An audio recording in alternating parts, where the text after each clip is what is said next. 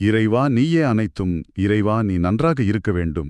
அன்னை ஸ்ரீ லோபாமுத்ரா உடனுரை தந்தை அகத்திய மாமுனிவர் திருவடிகளை பணிந்து ஈரேழு உலகத்தையும் காத்து அருளக்கூடிய அன்னை ஸ்ரீ உண்ணாமலை அம்மை உடனுரை தந்தை அண்ணாமலையார் பொற்கமலத்தை பணிந்து பதிவினை வெளியிடுகின்றோம்.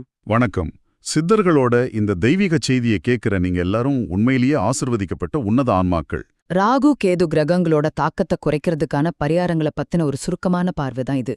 நம்மள பல பேர் வாழ்க்கையில சந்திக்கிற பிரச்சனைகளுக்கு இந்த நிழல் கிரகங்களோட தாக்கம் ஒரு முக்கிய காரணம்னு சொல்லப்படுது. அப்போ இதுக்கெல்லாம் தீர்வு நம்ம மூலங்கள்ல கடல் வழிபாட்ட மையமா வச்ச ஒரு ரொம்ப எளிமையான ஆனா சக்தி வாய்ந்த சடங்கு பத்தி சொல்லியிருக்காங்க. முதலாவதா இந்த பரிகாரத்தோட அஸ்திவாரம் என்னன்னு பாத்தீங்கன்னா, நம்ம முன்னோர்களையும் நம்ம குலதெய்வத்தையும் முழுசா சரணடைகிறது தான்.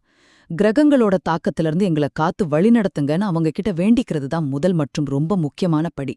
அவங்களோட ஆசிர்வாதம் இருந்தா போதும், அதுவே நமக்கு முதல் பாதுகாப்பு.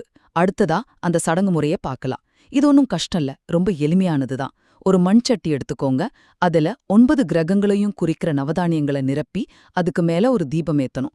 அப்புறம் அந்த தீபச்சட்டியை கொண்டு போய் கடல்ல அர்ப்பணிச்சிடணும். அதுக்கப்புறம் கடல் மண்ணை உடம்புல பூசிக்கிட்டு அதே கடல் தண்ணில குளிக்கணும். கடைசியா மந்திரங்களோட பங்கு. உடலெல்லாம் சுத்தப்படுத்தினதுக்கு அப்புறம் ராகுவுக்கும் கேதுவுக்கும் உண்டான மந்திரங்களை திரும்ப திரும்ப சொல்லணும்.